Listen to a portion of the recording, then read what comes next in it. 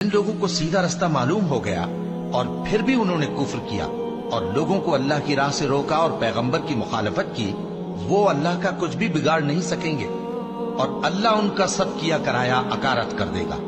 मोमिनो, अल्लाह का हुक्म मानो और पैगंबर की फर्माबरदारी करो और अपने अमाल को जाया न करो। जो लोग काफिर हुए और दूसरों को अल्लाह के रास्ते से रोकते रहे फिर काफिर ही मर गए, अल्लाह उनको हरगिज नहीं बख्शेगा। तो मुसलमानों, तुम हिम्मत न हारो और दुश्मनों को सुलह की तरफ न बुलाओ और तुम ही गालिब रहोगे और अल्लाह तुम्हारे साथ है, वो हरगिज तुम्हारे अमाल को कम और जाया नहीं करेगा। दुनिया की जिंदगी तो महज खेल और तमाशा है और अगर तुम ईमान लाओगे और परहेजगारी करोगे तो अल्लाह तुमको तुम्हारा अज्र देगा और तुमसे तुम्हारे माल तलब नहीं करेगा। अगर वो तुमसे माल तलब करे फिर तुम्हें तंग करे तो तुम बुख्ल करने लगो और वो बुख्ल तुम्हारे कीने जाहिर करके रहे।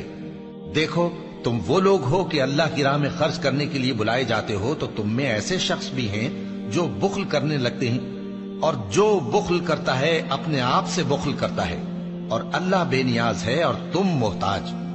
और अगर तुम फिर जाओगे तो वो तुम्हारी जगह और लोगों को ले आएगा, फिर वो तुम्हारी तरह के नहीं होंगे।